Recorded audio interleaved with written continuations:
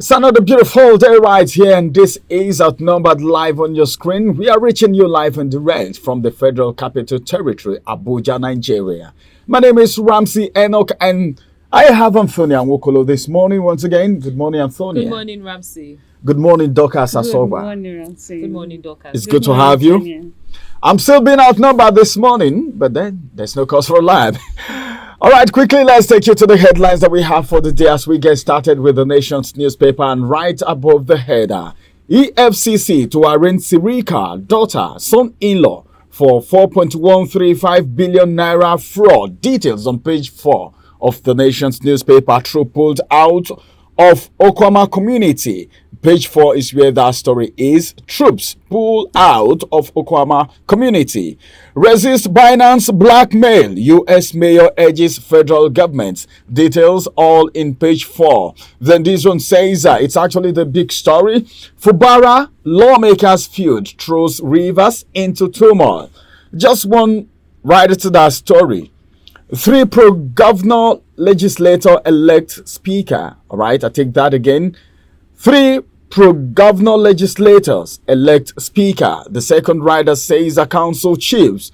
Government disagree over withheld allocation. Mostly coming from the nation's newspaper, cyber security levy to tackle crimes, terrorism. One rider to that story. 273 billion naira lost to cybercrime in 2002. And details of that you can actually get from the nation's newspaper. And finally, from the nation's newspaper this morning, more food items, drugs, educational materials to be exempted from VAT. Page 4 is where you get that details. And that's going to be the size of the headlines from the nations this morning. If you look at the nations, you will see what is being there. The picture story where they are talking about transaction exempted from cyber security levy. You will see who is now exempted from this levy. Details on the nation's newspaper. Over to you, Antonia, for the next paper. Thank you, Ramsey. Let's take a look at the Guardian newspaper this morning. The big story here says inflation, major determinant of living wage negotiation, says NLC. Inflation, major determinant of living wage negotiation, says NLC, and the details of that's on page 6. Lagos State government approves 40% rebate on duties payment and planning permit. Trade unions kick demand reversal of cybersecurity levy, and details of that on page 6. Gunmen abduct 13 persons as kidnapping returns to FCT. That's on news page 30. Reps probe Binance executives escape as federal government dismisses bribery claim. Rivers crisis depends as pro-Fubara lawmakers elect new speaker. The drama in Rivers State keeps unfolding every day. And that's on Panorama page 2. Man bags 14 years for sexually assaulting hearing impaired boy. Man bags 14 years for sexually assaulting hearing impaired boy. That's serious. How did it happen? That'll be all from here. Thank you, Antonia. And from my side, I'm going to be browsing through the matrix. And my big story here says CAC launches Center for Bulk Registration of POS Operator. The Corporate Affairs Commission, CAC, has launched a center for the bulk registration of points of sales operator. I know we all patronize POS. Did I lie? You didn't lie. 2.7 billion contract fraud. Former Minister Sri Lanka daughter to be arraigned by EFCC today. I wish them best of luck. Lagos rank in 3.9 billion deprivation fund since joining League of Oil Producing State Commissioner. You can find that on the Matrix newspaper. Josel calls dramatic late double to send Real Madrid into Champions League final for football lovers, Mr. Ramsey. Yeah, well, it's a good one. Cybersecurity levy outrage condemns persist. When are we going to end this cybersecurity issue? God save us. It just started, so I don't think it's ending No, anytime it's soon.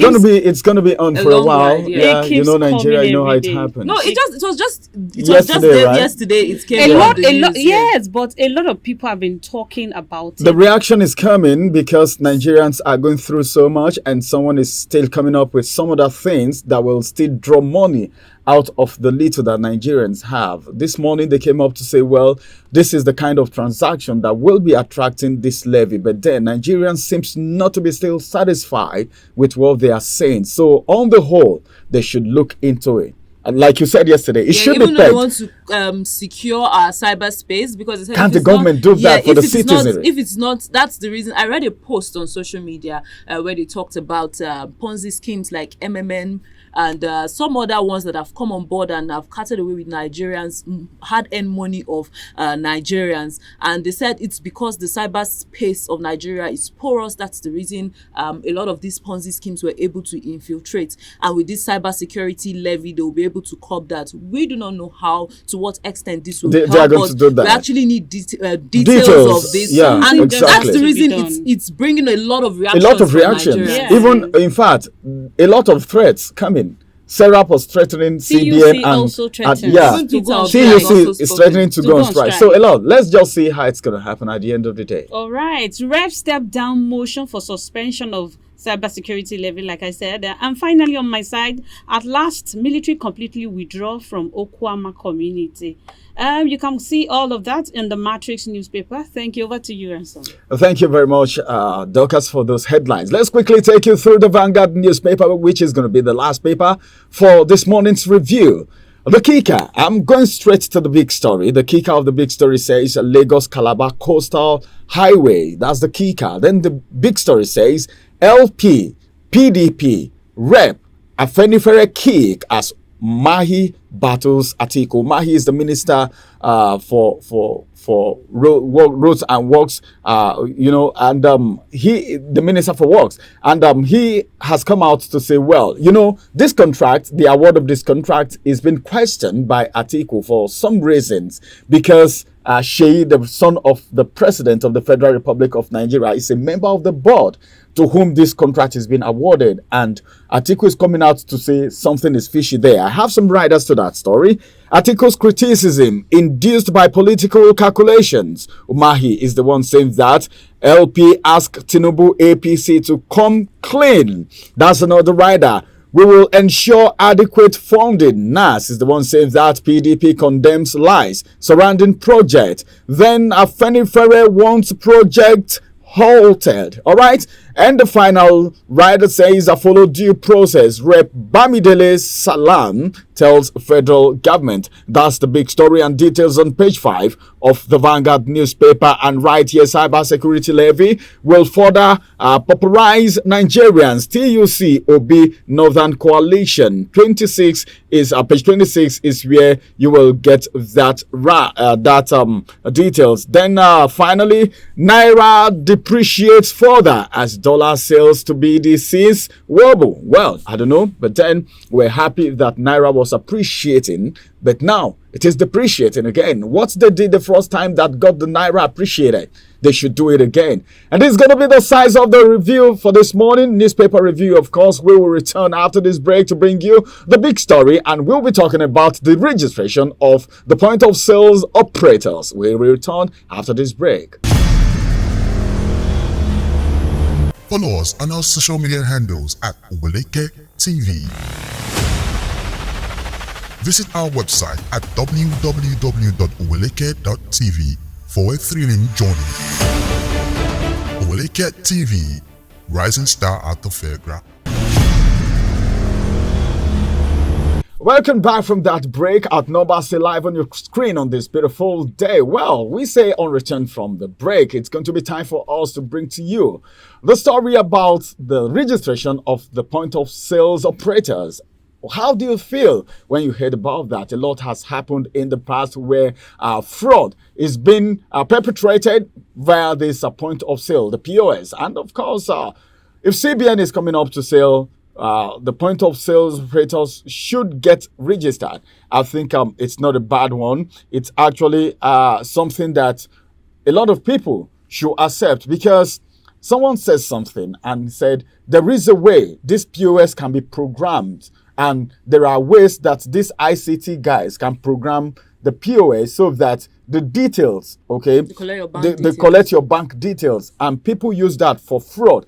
And again, people who do one chance, especially, you said something about Abuja when you were taking your papers. Yeah, you know, kidnapping has returned. These kidnappers, these one chance people, sometimes they even use POS. You know, robbers even come to people's house, go to people's houses, and they use POS. But if this POS is being registered, I think they should also do a way of tracking every POS so that for every transaction, they will know which POS carried out a particular transaction at this very particular point in time. These are the kind of things that Nigerians would expect from this registration if they can actually do that. So, Antonia, I know you're a Nigerian.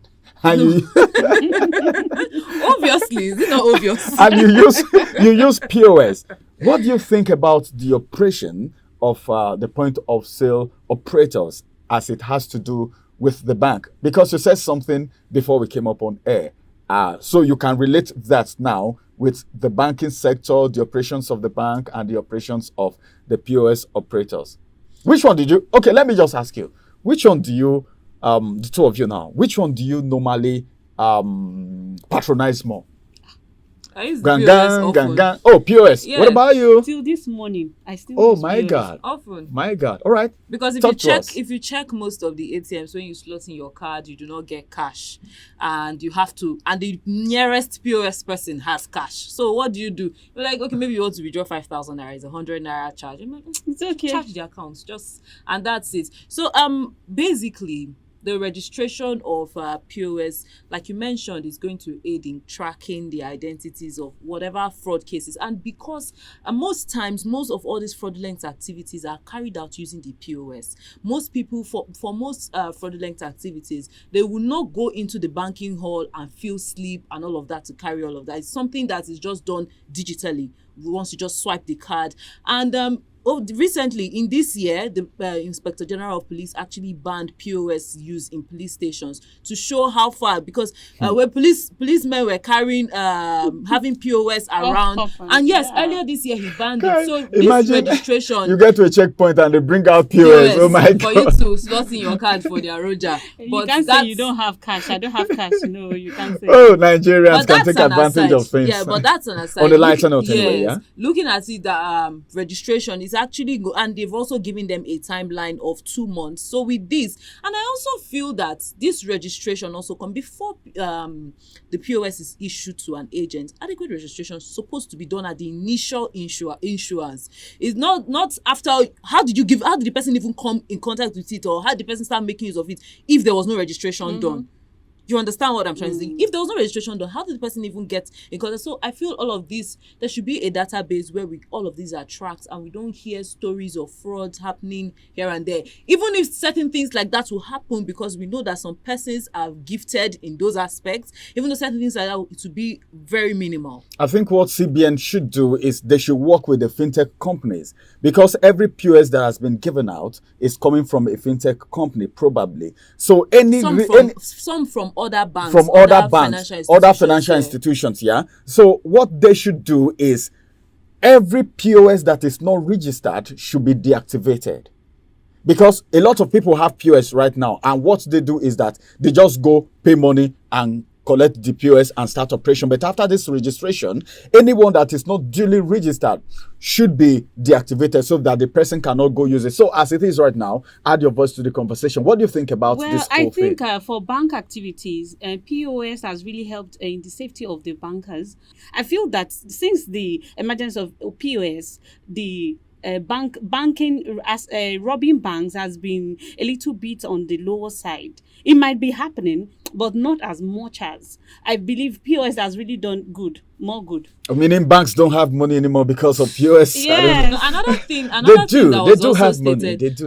that was also stated along with this new regulation was, sometime last week, CBN has come out to say fintech institutions like Pampe, Ope, Kuda should not welcome new customers on board, because they're also trying to track this crypto trading and how it also affects the naira. So all of these are in line with the restructuring, seeing how. And I'm sure this also gave rise to the cybersecurity levy. Seeing how our in fact, we don't have all the time. We don't have all the time. I would have want to talk about a cybersecurity expert that was on the program yesterday with Sheon, and they spoke so much, and he was opening Nigerians' eyes to so many things, but we can't go into that now. Well, if you want to know what is happening, just stay on the channel all the time. More details will still come on your way. But for this morning, this is going to be the size of Outnumbered for today. Thank you, Antonia. Thank you, Dorcas. And thank you, viewers, for being part of the program. My name is Ramsey Enoch. See you same time, same station tomorrow. Bye-bye for now.